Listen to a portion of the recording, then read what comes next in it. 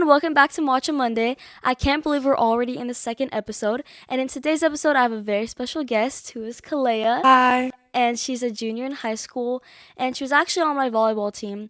And being a junior, she had a lot of insights to give me and a lot of wisdom to share with me from all of her experiences.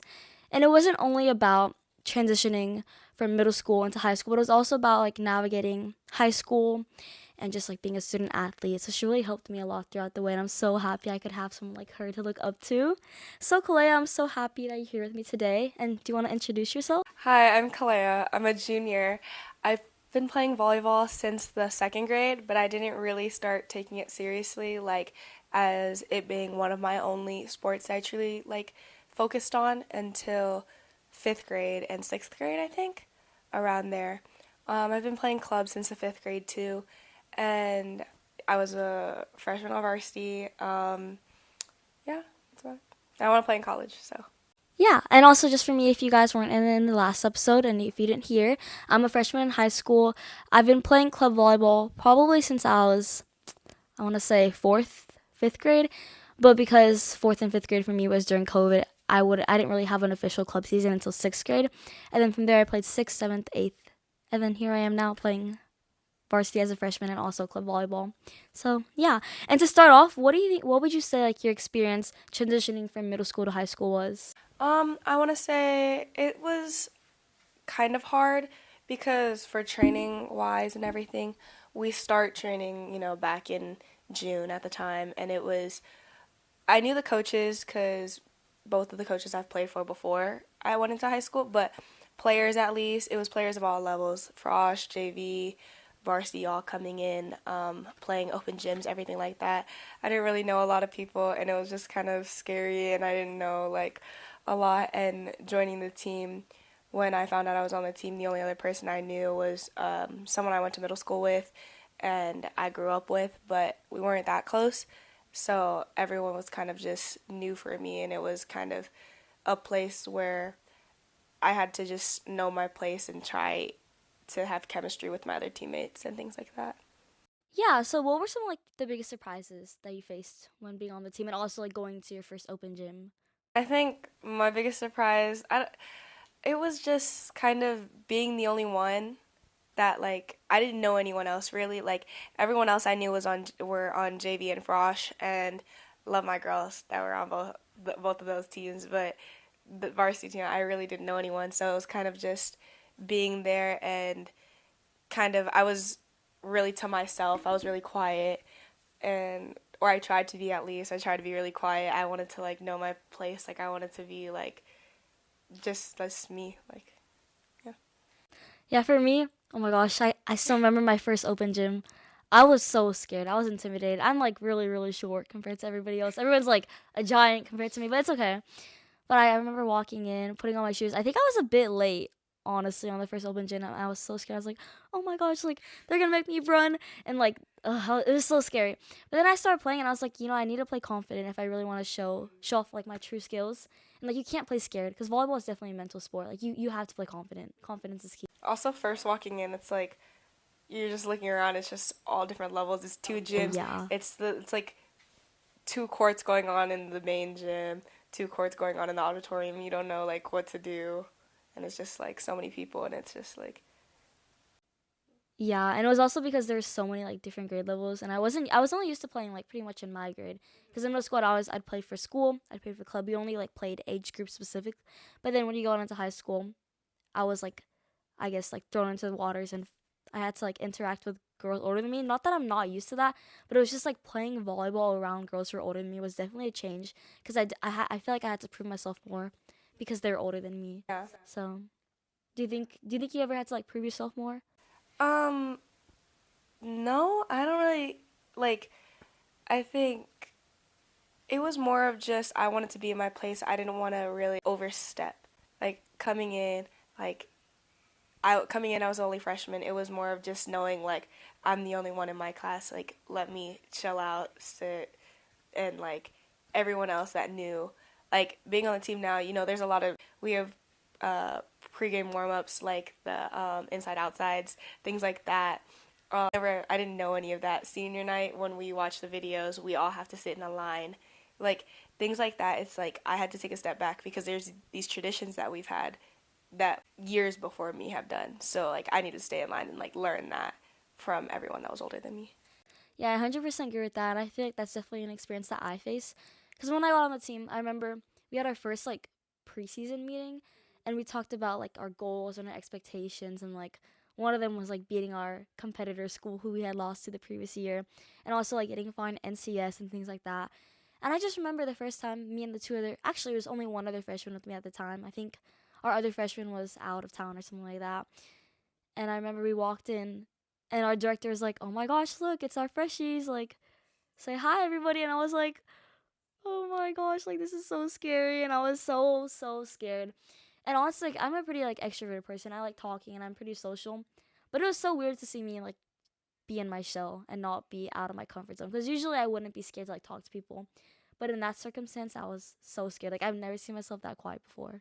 Another thing about that is kind of like coming into high school, like you don't really like think about, oh, this is the league. So you have your preseason, you have your league games, your non-league games, and then you have like your championships, then NCS, then state. You don't fully like personally going in, I didn't think about any of that. It was just games that I just played. But now like I think I really look into the actual like this year mostly it was more of like, guys, we got to win this game to make it to NCS. Guys, we got to win this game to do this. We got to like I was looking more of like the actuality behind everything and not just like this is just a game. Yeah, I remember I was honestly confused when you guys were talking about like the NCS standings and like TCAL champions and like runner ups and like first league, second league, and all those. And I was like, I don't know, it was definitely a turning point for me. And I definitely had to rely on my teammates for guidance. And I'm really grateful that I had you guys to support me through my way. Yeah, it's like the first team, second team, honorable mention. I had no clue what that was. I didn't know coaches voted for different players. Like my dad followed up a lot on high school sports. Like he loved like high school basketball, high school football, high school baseball. So he knew a lot about it and he would tell me everything and I'm just like, I don't get it. Like how did the divisions work? Like because it's not like college. It's not like D1, D2, D3 and then like all the different like, you know. It's like, oh, based on school population, you can move up, move down. It's like something like you just get to know and you just get to learn. Yeah, so it's definitely something that comes with experience. And I feel like it's not for volleyball, that's definitely for all the sports. And I feel like something for me that I had to get used to was the workload. That was a big thing for me. And especially because volleyball is a fall sport. And I'm a freshman, so obviously fall is a big time for like transition and stuff like that, like transitional phase. It was just like, how am I supposed to balance having time to hang out with my friends? How am I supposed to balance going to practice every day, having games 3 days a week, going to weightlifting with school?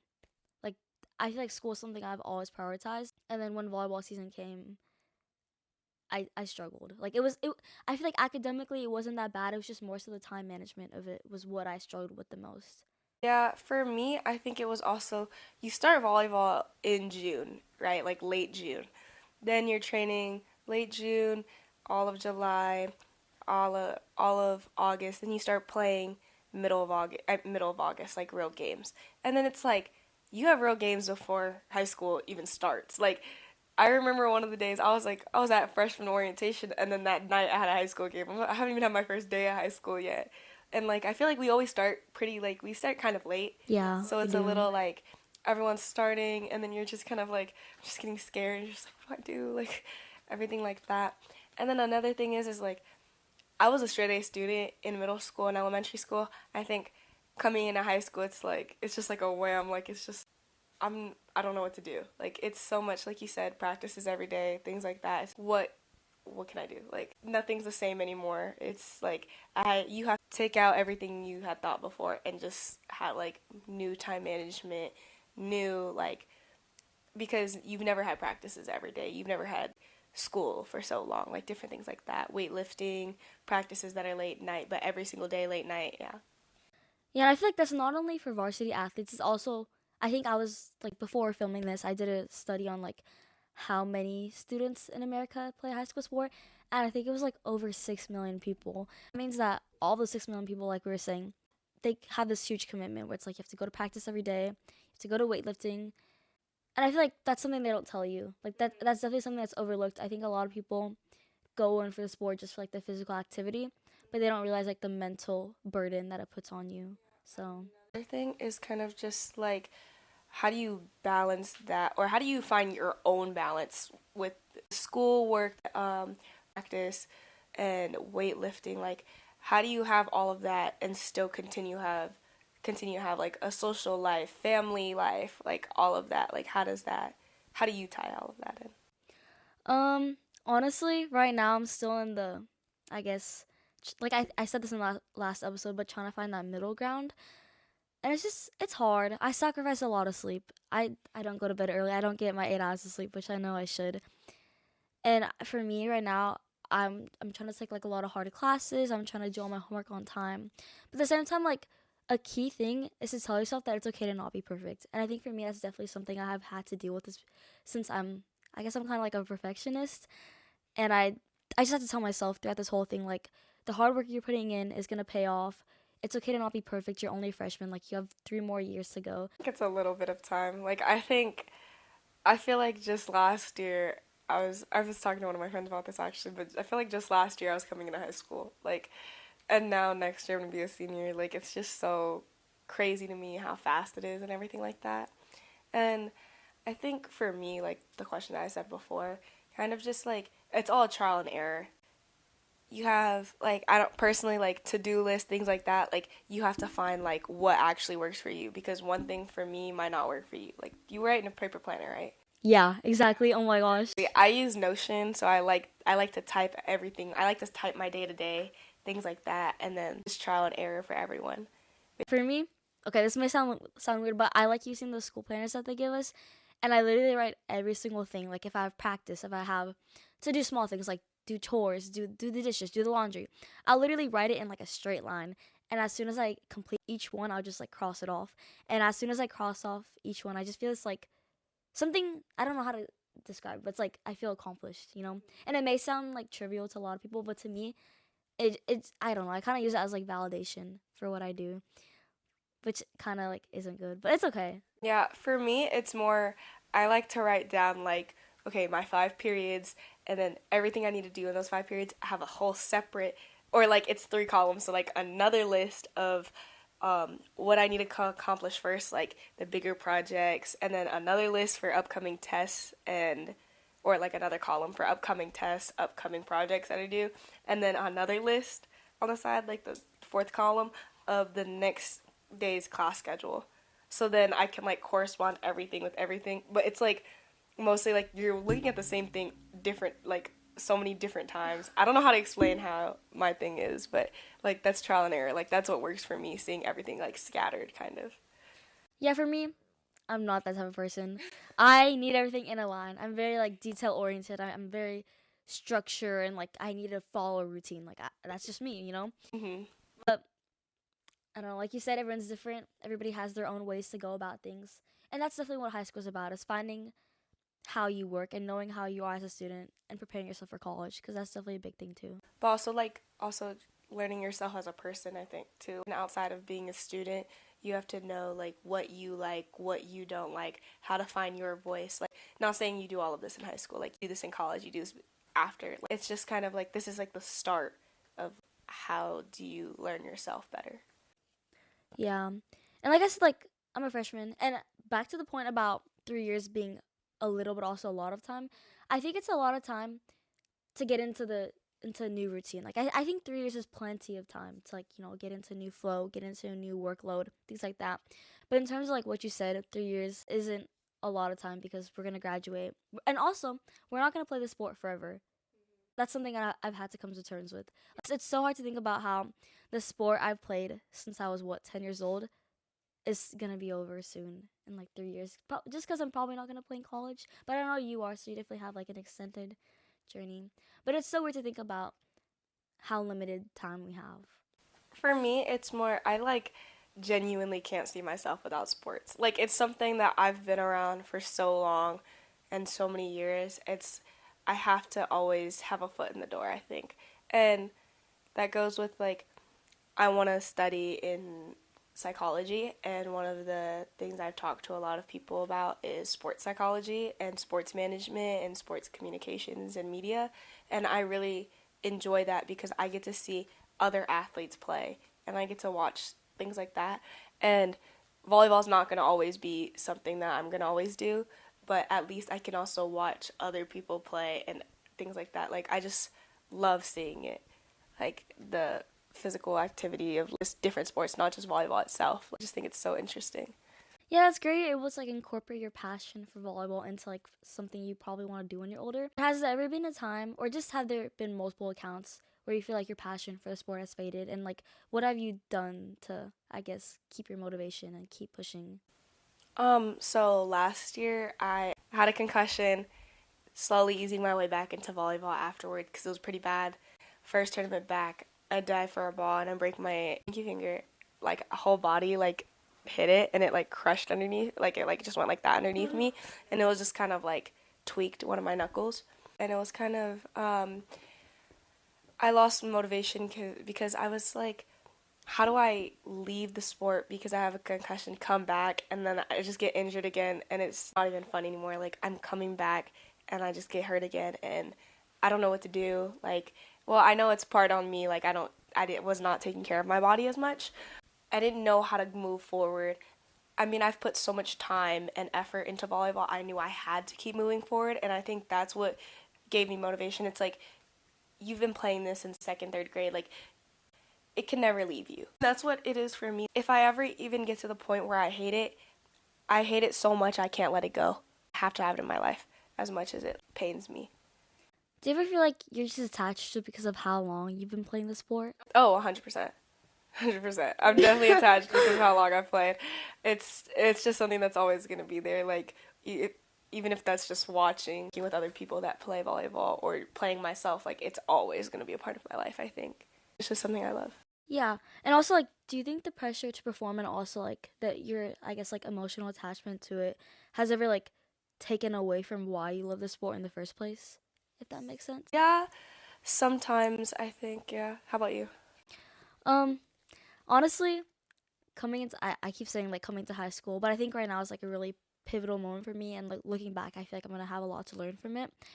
There's been times where I wanted to quit. There's been times where I've been so in my head.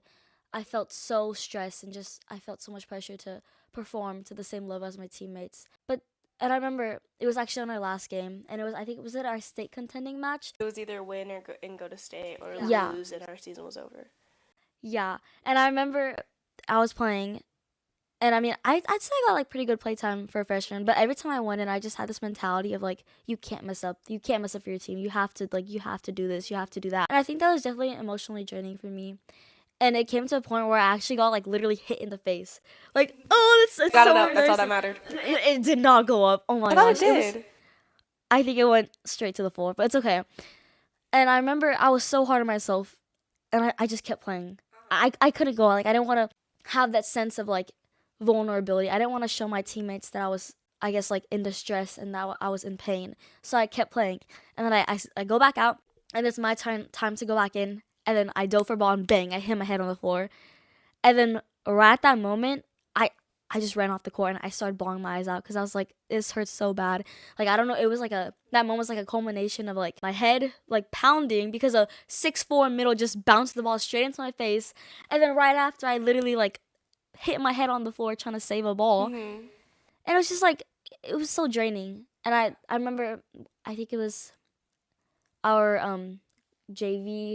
freshman girls coach was just trying to like comfort me on the sideline, tell me that like you can't put this much pressure on yourself.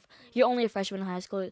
You're gonna make mistakes, and like you have to embrace the imperfections, I guess. Also have to remember, like, you play the sport for a reason. I mean, sometimes it's kind of, especially high school season, it's like you want to win, win, win. Because it's not, you don't play as many tournaments as you do in club. It's not set. Like, it's all, you either win, and keep going, like, to NCS, state, or you lose and your season's over. And, like, I think sometimes you just have to realize, like, the game you're talking about that we played, like, if we were going to state or not, I think that whole game, looking back, it was just, we can't lose, we have to move forward, we can't lose, we have to move forward.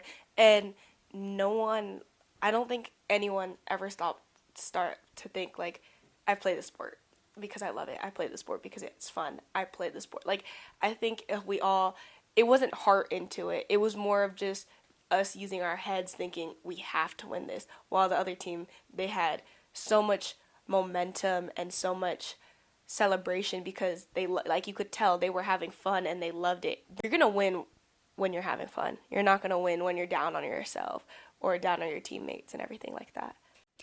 Yeah, I think that's definitely a pressure a lot of athletes and teams face as a whole. Like, not even in volleyball. I think, like, especially for these, like, state contending matches, it's just, like, you kind of get into your head and you get into this mentality of, like, going motion by motion rather than, like, how do you explain it? Like, you have to have energy in each point. You have to be alive. You have to show that you want to play. You have to show that you want to win. You can't just go through the motion and expect to win. Next play mentality. But I think you have to have next play mentality when you do something good as well as when you do something bad. Because if I just got a kill and we're still down 20, it's like you still need to have next play mentality and be like, I got the last one, I can get the next one. And even when we're down, or even when we're down, like, we still need to have next play mentality if you do something bad. Because if I shanked a ball, I still have to be like, okay, I can get this next one. Because it's a mental game. It's point after point. So having short-term memory is so great, like playing and just realizing, like, if you mess up, you don't mess up just for yourself. Like, you mess up for your team. So get that out of your head, because your team doesn't have that in your head that you just shanked the last ball. The team has, okay, we're going to get the next one. So you have to have that too. Yeah, I think that's something I didn't really think about in high school season. And something I want to emphasize is the difference between club and high school volleyball. High school and club sports in general is such a big difference. I feel like as the youngest on the team, I felt like I could shine more during club season just because I didn't have to perform. Like, I didn't feel like I had to perform as much on club. Like, not to say that I didn't have to perform in club, because I definitely do, but I just don't feel as much pressure. And I think that I've seen something that I've seen improve in myself is my mentality. I always have this. My team calls it the goldfish mentality, because, like, goldfish, Yeah. they just forget it after an instant. And every time, like, Dory we're like, mentality. yeah, Dory mentality, exactly. So we'll go in a circle and be like, okay, like, reset, like, next point mentality, like, we're gonna get the next ball, we're gonna diamond repass, we're gonna get a kill, and pretty much just, like, manifesting it and just, like, telling your brain. It's like when you do a T-stop, like, when you take that jump before receiving a ball in volleyball, it's just, like, reset your mind and to make sure that you're able to, like, get that ball and get the next play. Being a junior in high school, and I heard junior year is definitely, like, one of the most harder years. Do you think being an athlete is a unique kind of pressure, especially being a junior and just school in general? I think so. I think you don't want to be the stereotypical athlete. Like, you want to beat the stereotypes. I'm an AB student athlete. Like, that's, like, pretty good, thinking, like, the stereotype is, like, oh, you're just an athlete, like, you're dumb, like, no, like, most athletes do put in the work. They put in the work on their sport, they put in the work in the books. Like, they do both. And it's just, like, junior year's been hard, but at the same time, you have to find your way of time managing yourself. And I mean, even for myself now, like, it's still trial and error. We're in the second term and it's coming up on finals soon. Like, I still have to find the balance myself. It's like, some people like to write on paper, some people like to do things on computer. It's different things like that. Like, you have to know what works for you in order to succeed for yourself. There's no universal cheat code. Like, it's just something for you. Yeah, that's something I wanted to, like, carry on in my podcast, is pretty much, like, embracing the beauty of the process. A lot of people, and especially, like, growing up and transitioning through adolescence, they have this idea that they have to find all the answers to everything. But in reality, it's about, like, embracing the uncertainties that life may throw at you. It's about embracing the bumps and the clumps that you may hit along the way. Yeah. And, like, how you, like, whisk through all of that. And pretty much that analogy was key to this podcast of, like, matcha, something I love. And as you can tell, we have it here. Ever matcha, guys. Our new cafe, we found a new place. It's called Mind Cafe. Definitely, it's rated on my list. That's for sure. Definitely, yeah. What did you get? I got a dirty matcha latte, so it has oat milk, matcha, and it has the house cream in it. and it also has espresso in it. I got it's called the ceremonial matcha. I got it with organic 2% milk, and I got it with the house crema.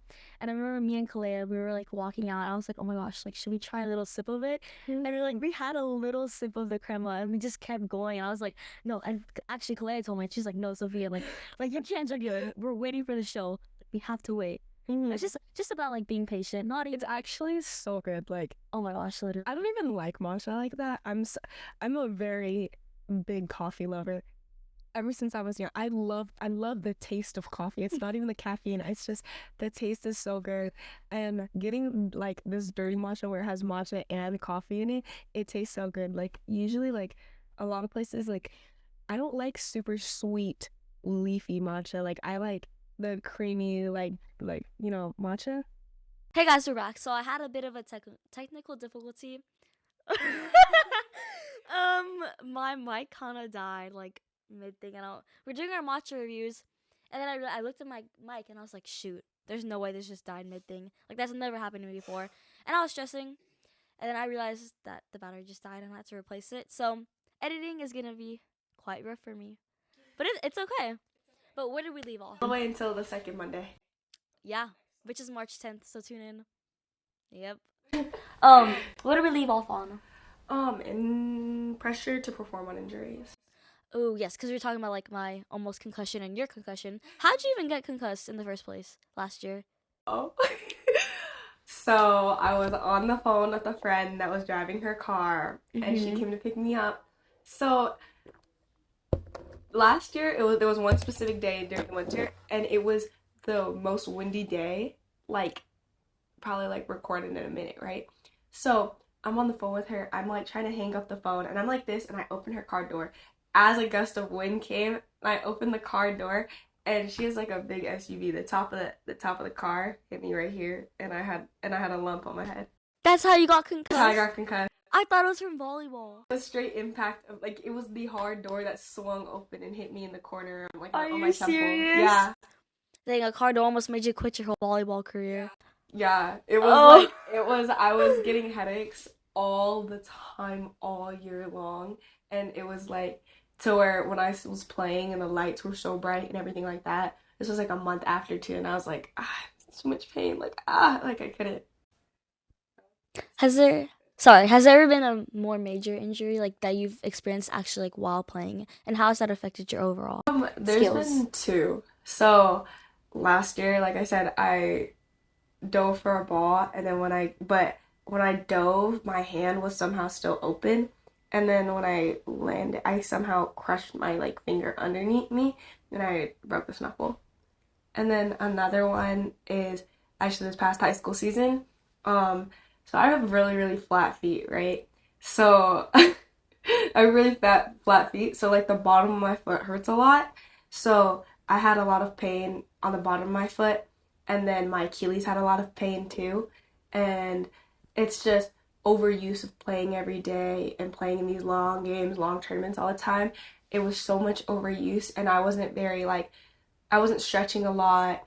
I wasn't taking care of my body enough. I wasn't taking my ibuprofen. I wasn't doing any of that.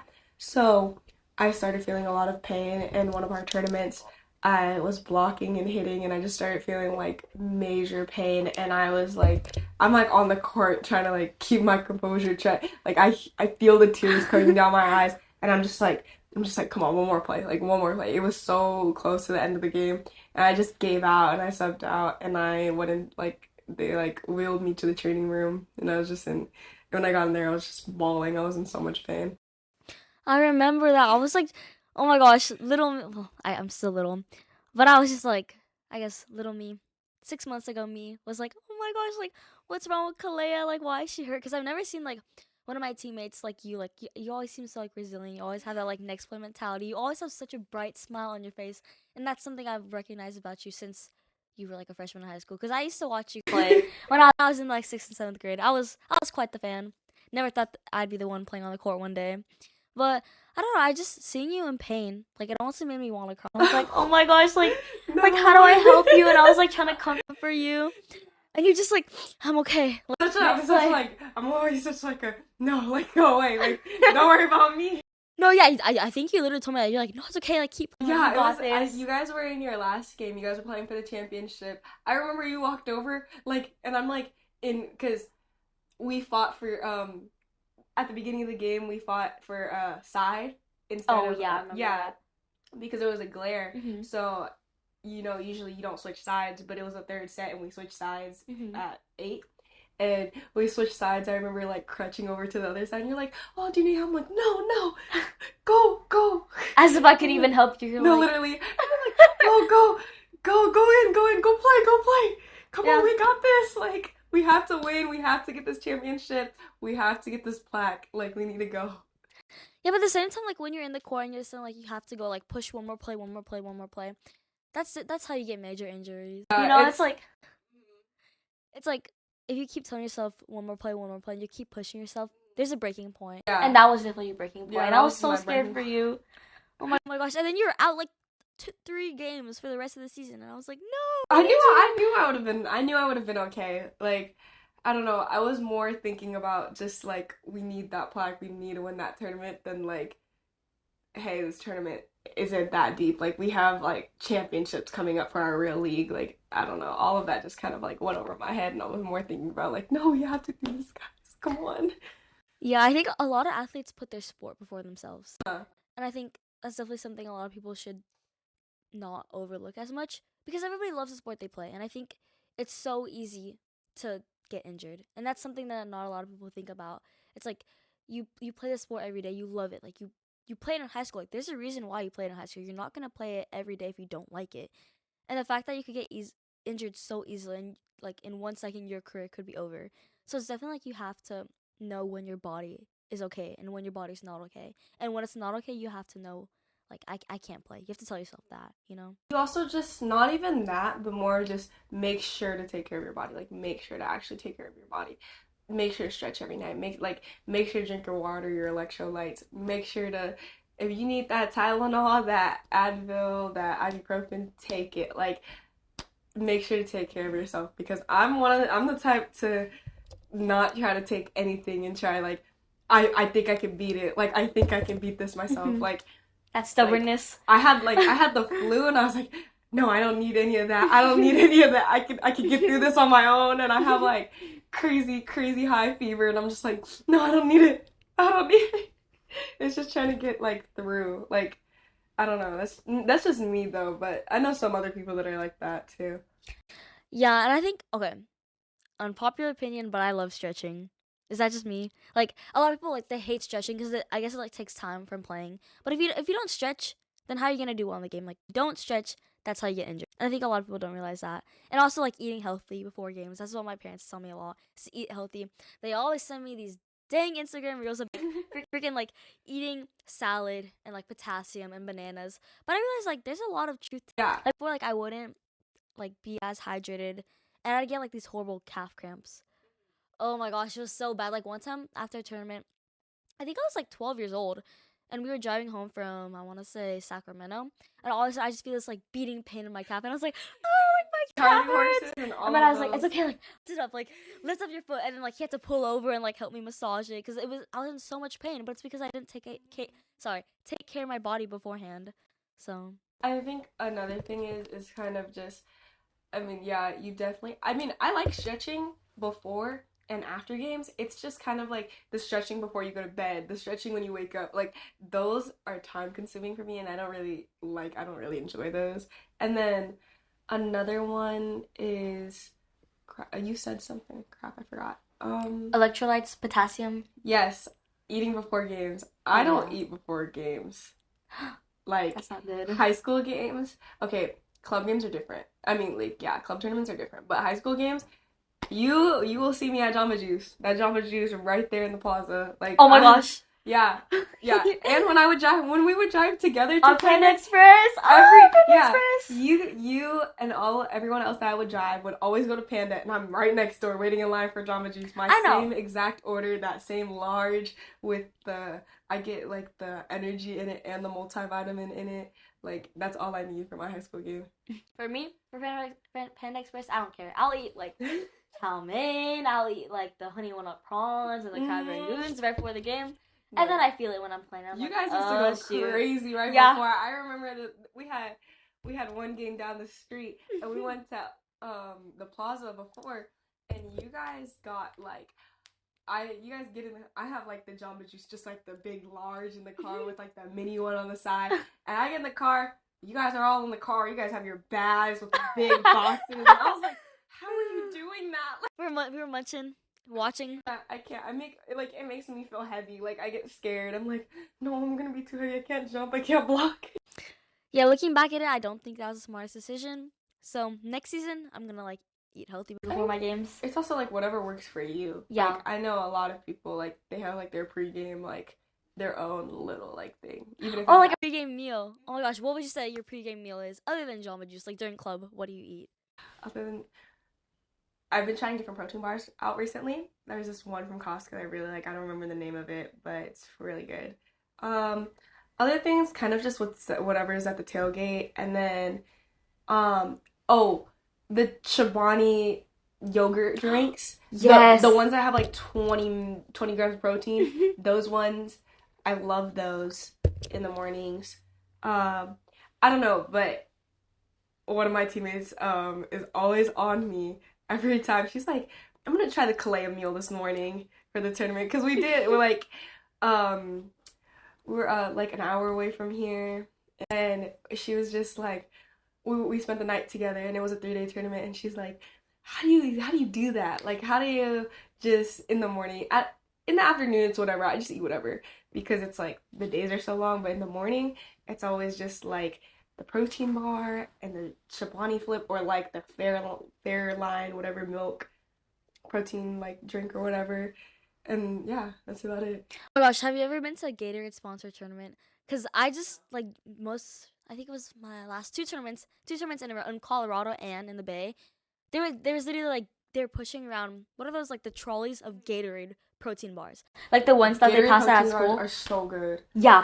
Yes. Oh my gosh, that's definitely in my top 10. School, or I went to a track, or we have track meets at our school, and they had Gatorade bars like in the big things. And they were like, "Come get your Gatorade bar." And I was like, "I don't run track, but like, can I have one?"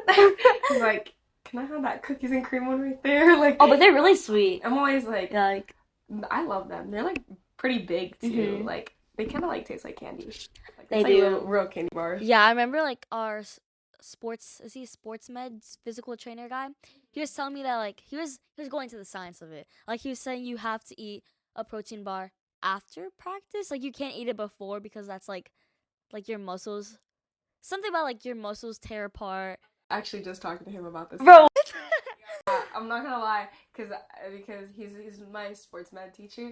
So I was sitting in class, and I was eating a protein bar. He was like, let me see that, and then starts looking at the macros and everything. He's like, see, this is the logistics of it. If you see this, and I was like, like I'm while totally I'm eating listening. it, while I'm eating it, he's like, bite after bite. No, literally, he's like, I mean, it's not the worst for you, but it's also not the best. It's just pretty good. And I'm like, it's gone. Like, I already ate it, so I don't really care that much. Too late now. Yeah, I mean, did he at least give you an alternative of what you should eat? Yeah, sometimes, but he was just like, he's just, yeah. So every time they always make it into lecture, and they go into the science, and I'm like, guys, I don't have the energy for this. I don't have the mental capacity. I'm just trying to do my homework and just play. Like, I like how much they like it though, because that's like what they studied, and I feel like that goes to show, like, if you really love something, it's not even work anymore. Like, if like you have a job that you genuinely love that doesn't feel like work, then do that, pursue that, because you can tell they're just bringing that up in a normal conversation, so you know that's like something like they genuinely love. Yeah, I think that's so great. Like I was saying before, how you're trying to incorporate sports into your job in the future. So like, do you have an idea of what you want to do? Or I've been talking to a lot of people about this, so I think I really want to go into psychology. Like, that's something that I really like the studies behind it, and I think it's just so interesting. I just love to see like all of that. But something I can incorporate into is like sports psychology. Like, sometimes I do wish I had a sports psychologist, but another thing is say like I play in college and stuff like that. I have the background of playing when I was younger, high school and in college, and to help other athletes and be a sports psychologist and like knowing all the different levels and everything is just so I could be the person that I wish I had all growing up and like stuff like that. And also if I did something in sports management, media or communications, it's like stuff that like genuinely interests me and it's like there and it'll be like a part of my life for a really long time. Yeah, I think for me, something a lot of people ask me is how do you stay so involved? How do you keep pushing through when you have so many things that are juggling? And then the more thing I tell them is do things that you're passionate about. Like take the classes you love. Don't take classes that you're just gonna dread going. Like classes that you're gonna hate. Classes that you're not gonna do your best in. Like it's good to challenge yourself, but it's also good to know your limits. Like don't take all of the hard classes just to get those on your transcript. Take the classes that you're passionate about. Take the classes that colleges see that you're passionate about and prove that through extracurriculars. Prove that through what you do. Don't just do it for the stats. Do it for, I think there's definitely more to it than just the stats. Same with like clubs you're in, things like that. Like I'm a really big person on community too, and I'm in like a lot of like community different like community clubs within school, and I do a lot of things like outside of school that way too, and it's just that's something I really love, a sense of community. I really love sports. I really love things like that, and that's why I'm always around. Like I just love that. And I feel like when you do so many things that you just love, it doesn't even feel like you're doing so many things anymore. Like you only realize like I only realize when I'm in bed at the end of the day, I'm like, whoa, today was a day. Like, and I don't realize that throughout the day because it's like, if you continuously do something you enjoy, it's just like, it'll just go like that. Yeah, it's like the phrase "time flies when you're having fun." That's literally the phrase. See, but it's so No, real. I know. Like, Oh my gosh. Everybody always says I'm cringe for saying these you have like all of like the life sayings like in the back of your head. No, I swear, like I don't like study or anything. I just like I just feel like inspired by it, and people say it's cringe, and I'm like, no, like you say you're cringe. Yeah, like you say it's cringe until you live it out, and you're like, wow, like maybe I shouldn't have said that it was cringe. Like last time in my other episode, I said let the haters hate, and a lot of people were like, dang, Sophia, like that's kind of cringe, and I was like, guys, you say it's cringe, but then it's really true. Like It's like really true. It's like starting this podcast, it's like so many people could just hate, but it's like the same people who probably want to be on it. It's the same people, like, and things like that. And it's just like that saying, like, it's like, it sounds a little corny, but it's like, that's not, it's true. It's the haters are just gonna hate, but they wanted to be on here. Like, no, literally. Oh my gosh, I remember before I started the podcast, I was scared to even tell people. I didn't. I only I was told. so happy you told. When you told me, I saw, I was like, yes, yes. Yeah, I only told. I want to say like my family and like 5 of my friends, because I was scared that they judge me, and I'm definitely not one to talk in terms of like letting the haters hate and like brushing people's opinions off, because it it really does get to me. But it's just like I try to tell myself, like I said, the work you put in is the work that's gonna help you like pay off in the future. Like don't let the other people's opinions get in your head. And I kind of regret not telling people that I started this, because there were so many times that I was struggling, so many times, so many late nights spent editing, where I was just like I literally wanted to cry myself to sleep. There was a good 2-week period where it was just so it was like unbearable, and I had volleyball, I had to study, I was in midterms at the time, and it was so much to keep up with, but I didn't tell anyone. So it was like I feel like I should have told people so I could have other people to help me go through my pain, rather than just trying to go through it alone. Like you said, like how you try to go through your pain alone in volleyball. I feel like for me it was, despite being an expressive person, I didn't want to tell people because I was scared. So It goes back to just always know you always have help around you. Like for you, like anytime you ever need it, like you can always call me. Like it's always it's no, it's always there. Like you're never a burden, and I think like you just need to know your circle. You need to know like who you can ask for help and know that it's like okay because if they're truly your circle, it's truly okay for you to reach out. yeah, I think that's also super important in sports. Like rely on your teammates. Your teammates are there for you. You're a team for a reason, you know. And actually, somebody wrote an article in our yearbook about the importance of, I guess, like strengthening relationships with your freshmen. And I don't know, I can't remember if I was interviewed for one of them, but I was interviewed for something along the lines of sports. And I was just reading it, and I was like, wow, like I can't believe somebody finally acknowledged this. I just felt so happy seeing that the freshmen on varsity were acknowledged. Because I feel like a lot of people like hype you up and you're like, oh my gosh, like you're a freshman on varsity, like that's so cool. But then a lot of people don't realize like the burden and the responsibility that comes with it. So it's nice to see that people realize that it's good to strengthen relationships with the younger people on your team. Do you think you had any like role models that you looked up to when you were a freshman? When I was a freshman, On your team and outside of school.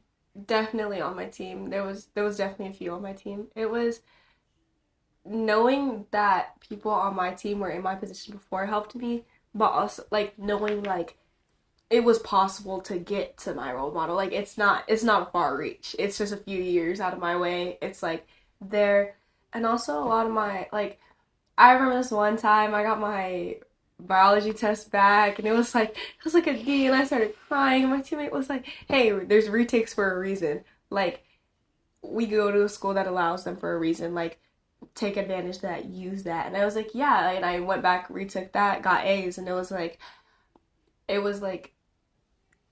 was so I was so thankful for her for saying that because I was really crying because it's like coming from like a place where I had straight A's before, like in middle school. Like it's just easy. Like it was not easy then, but you know what I mean. It's just like I knew that routine and I knew everything like that, and then coming and just having like the wreck of that D, and I was just like, no, girl, no. That's so I was real. like, yeah. Yeah, actually, you just told me that a couple days ago. We were on the phone talking about this episode, and I was multitasking. I was studying for my biology test at the same time. Probably shouldn't have done that, but you tell me like it's okay. Like don't worry if you get a bad grade at first, because you always have retakes. Like as long as you're a good student, you're gonna retake it, you know. And I don't think I did the best on that test because biology is really hard. Like honestly, That's how I felt. oh, it's actually so bad. Like I coming in because at our school we do like not everybody takes biology at the same time. So the first term biology kids, when I didn't take biology, were telling me how hard it is, and I didn't believe them. I thought they were just over exaggerating. I thought they didn't study. And then I came into their shoes. Oh my gosh, it was So that's terrible. I'm pretty sure that's how mine went. Really? I think I had mine second and third.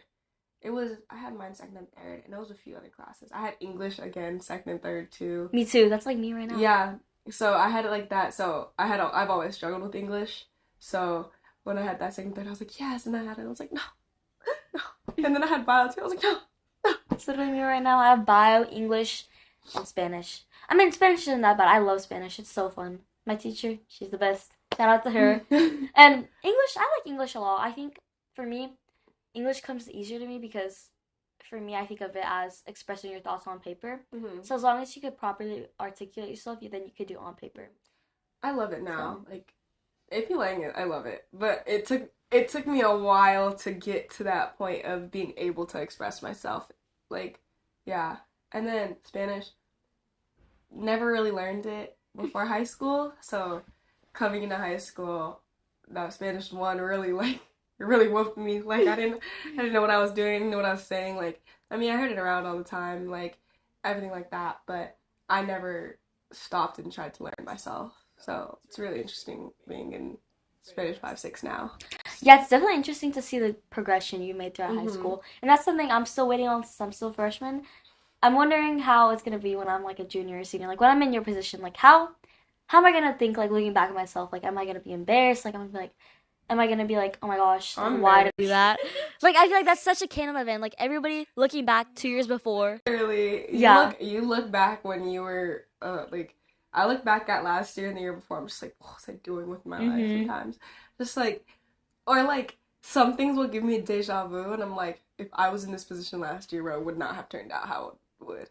Like I'm so much of like I'm a way different person than I have been in the past 2 years, and it's just so like interesting to think about like situations that popped up in the past. Like if they would have happened now, I think I would have a total different reaction to it than I have. Yeah.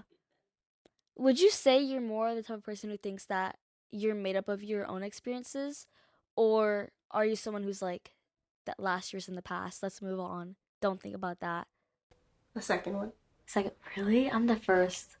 I'm totally the first. And the reason why I say that is sometimes you do things out of spite. Sometimes you just do things because you're not thinking. And just like, you like go over and you think about it and you're like, wow, like why did I do that? Like sometimes I just think of like the past like the past 2 years at least, just in high school, I'm just like, sometimes I think I'm just like, really, like that was me. Like I don't even remember being in that headspace. You know what I mean? Like it's just sometimes you just have to give people the benefit of the doubt, and I feel like before I never really gave people the benefit of the doubt, but I feel like more recently I've been like hearing people out and hearing different things like that, and like I don't know, you know what I mean? Like Yeah. just trying, yeah. I think I'm definitely similar to you in that regard. But for me, I am a strong believer in you are your experiences, you know? And like, for example, for me, I came from a small school. I came from a place where I transitioned with the same 30 kids from TK to 8th grade. And through there, I definitely had a lot of ups and downs. I had a lot of negative and positive experiences. But through that, I definitely gained resilience. And I think had I not been there, I wouldn't be the person I am today. And I think for me, what I always like to think about is even if I did have a negative experience, it's what I learned from that experience. It's what I was able to take away from that experience. And those, bad and good, they've shaped me to be who I am now. And I'm definitely a firm believer in that. I think I agree in both though, like what you're saying and what I had said. Because now hearing what you said, like, yeah, everything growing up, I went to a different preschool. I went to a different kindergarten kindergarten, first grade. I went to a different second through fifth grade. I went to a different middle school, and now I'm at a different high school. Like it's just so I've been bounced around through school. Like I've bounced around through schools, and I think yeah, I wouldn't be who I am because if I grew up with the same amount of like the same people from preschool till now, I would just be I'd probably be more introverted I think than I am now. Or maybe I would have been extroverted too because I was comfortable with the people I was around, but like for me, it's kind of just I think it's both the sometimes you do things when you're not thinking or you are thinking or things like that. Like it's just so many different things going on.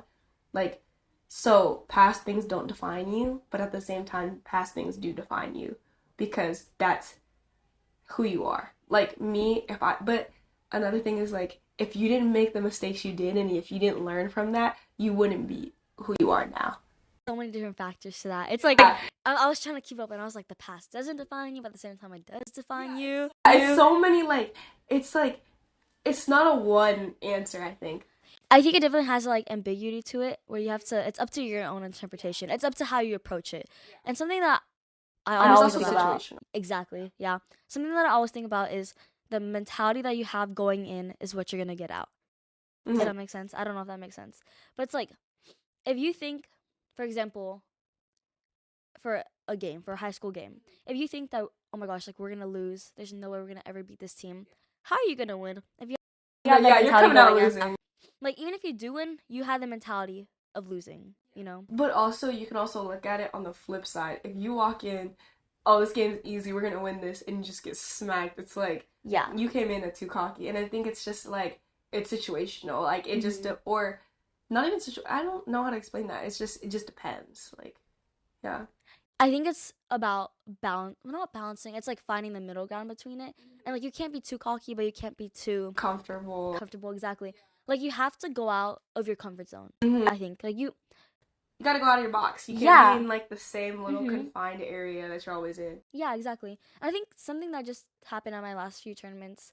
Actually, my last tournament, I think it was a 3-day tournament for President's Day weekend. And my dad was talking about how my team we kept on like demolishing the teams that obviously like we knew we were gonna win, like the teams we knew we were gonna beat.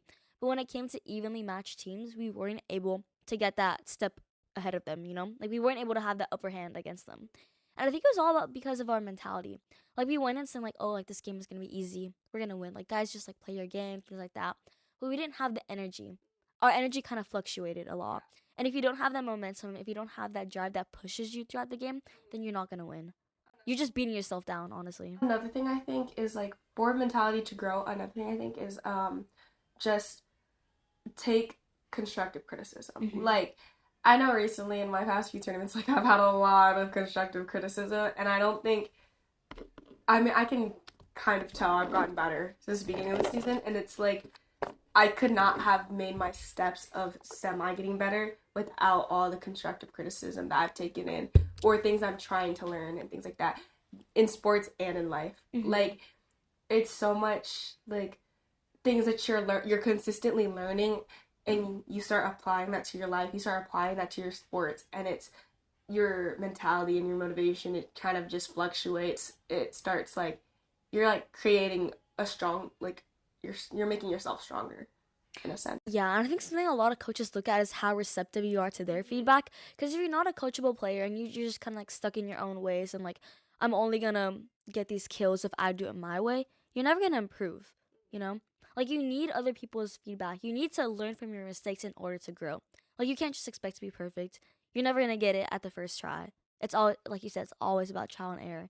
And I think that's definitely something a lot of people don't look at, especially in sports, is like, they think that the mistakes define them. Like, it's back to this whole thing of like defining you but also not defining you. But it's like, it defines you to a certain extent. It shouldn't shape your whole career. Like, you shouldn't base yourself off of that one mistake. Instead, you should learn how to grow from it and how to not make that same mistake again. So it's definitely about, like I said, how you approach that and how you take certain steps to not make that same mistake, you know? And okay, I think before we wrap up, I'd want to leave you all with the question, also you, Kalea, is so looking back on your freshman year, how have you grown not just as an athlete but as a person? And like, what experiences would you say have shaped you the most? I think so many experiences over the years have shaped me. Like, I think just different things, like talking to someone that has actually been, they've known me since the first day I walked into that gym all the way till now. It's one of my good friends now. And she recently told me, now I voice my opinion more. I don't let people walk all over me as much. And it's just like, you start to, or at least me personally, like, I was always like I was semi quiet person, like, or I just like stayed in my own lane, and I think I'm still kind of that way. I think you see me a lot. I'm around a lot of people, but at the same time, I love my alone time. I love just being me, my shows, me, my work, me, my The rookie. like me. Yep, currently right now, guys, the rookie and night agent are so good. Those are mine right now. We're gonna start Criminal Minds soon. Like, it's just different things like that. Like, I like being by myself, but at the same time, like, that was always me. But now I like to voice my opinion more when I'm not by myself. Usually I just sit there and listen, like, to other people, but I think now I'm getting more and more out of my comfort zone and being like, yeah, I agree with you, blah blah blah, and just continue it on. Doing this podcast, like, if you were to tell me freshman year that I'd be sitting here talking to you, like, with mics, with the camera set up, everything like that, I wouldn't have believed you, because I probably would have sat there and I'm scared. I don't know what to talk about. I'm shy. I have no Awkward. experiences. Like, exactly, like things like that. Like, but right now, like, I've been speaking straight from the heart, speaking straight from the mind. Like, whatever's like rolling off the top of my tongue, other than like the stuff we prepared. But none of that. I'm not reading off a card. It's not like, it's just like off rip, things like that. Yeah. So how about you? Like, how have my Yeah. experiences? How have you grown? Oh, um, I think in middle school, a lot of people. Okay, I'm gonna just start this off from scratch. So one morning, I was on my way to school, and I saw somebody texted me, and they were like, "Have you ever noticed that the effort you put into other people, you never receive back?" And when that person told me that, I was like, wow. Like, I've never thought about that, you know? Like, I never thought that all those birthday posts, all those elaborate, intricate birthday posts I made, I never received back, you know? And I think for me, like, yes, my birthday tomorrow. But also small things like that. I definitely noticed that throughout the years, and I was able to take mental notes about those people who no longer would benefit me in the long run.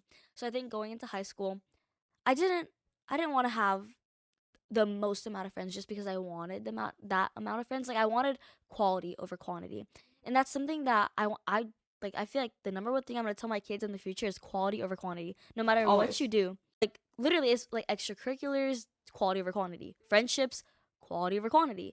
You know, so it's just like, don't keep the people who don't serve you well in the future. Don't think about other people's opinions. Someone who just wants to throw you down and not, I guess, be happy for your accomplishments, because that's not going to do anything but hurt you. I agree. Example, one of my friends, if you're watching this, you know who you are. literally know who you are because I've literally talked about this all the time. But I try to tell this to everyone. It's like you try to make other people happy, but at the expense of your own happiness. Like if I do something for you and like you're like, no, like I need this, I'm gonna go do it for you. I know someone that's like that, and it's like, I'm gonna do this for you, I'm gonna do this for you, and it's just you keep doing that, and it kind of goes back to what you were saying, and it's like it's draining you in the process, and it's like you're letting you want someone else to be happy before you even think about yourself. And I think like it's not being like sometimes it's okay to be selfish. I think that's like some advice to say, like it's okay to be selfish sometimes. It's okay to do stuff for you and not always thinking about the next, not always thinking about the next. Because at the end of the day, if you make everybody happy and you're sad and depressed, who's gonna like, and you start thinking like everyone around you that you made happy, no one's reciprocating that to you. No one's doing that back to you. Kind of like the birthday post, things like that you were saying. Like, if no one's doing that back for you, why are you doing it for others? Make sure to surround yourself around people that would go back and do that for you. Make sure to surround yourself around people that actually care about you, like the way we were talking about. The other thing is, be okay to say no. That's something I've struggled with pretty much all my life. I don't think I've ever been able to straight up say no to somebody. Like, I don't know why. Like, it's just like I don't want to hurt people's feelings. Yeah, you feel guilty. Yeah, I feel guilty. I feel like I'm hurting them. I feel like I'm not helping them, even though like obviously my ultimate goal is to help people. But at the same time, I'm not helping myself by not saying no. Like, I think sometimes it gets to a point where you have to say no. Like, for example, for Valentine's Day, I'm like the main like social media coordinator, or like I guess like events coordinator for my grade. So I run the student council page, and like obviously I do it with like my other student council people. But now that I'm a part of like the marketing committee, I feel like I feel like I have to do more. So on Valentine's Day, we got these things called mathematics, and everybody was like swarming around during break trying to get their mathematics, trying to see like who their number one match would be. And I was just over there like taking pictures. I didn't even Didn't eat you the whole create day. the signs I too? did. Yeah. Yeah. I didn't even get time to eat the whole day because I was just taking photos. I was just running around all for the pleasure of other people. So it's definitely like I wanted to give myself a break, and I think I did try to get help from people. But it's also like you can't do everything on your own. You can't just have everything be on the weight of your own shoulders. And I think that definitely relates a lot to sports. Like, you can't carry the burden all on your back. Like, you have to share it with other people, or else you're just gonna break.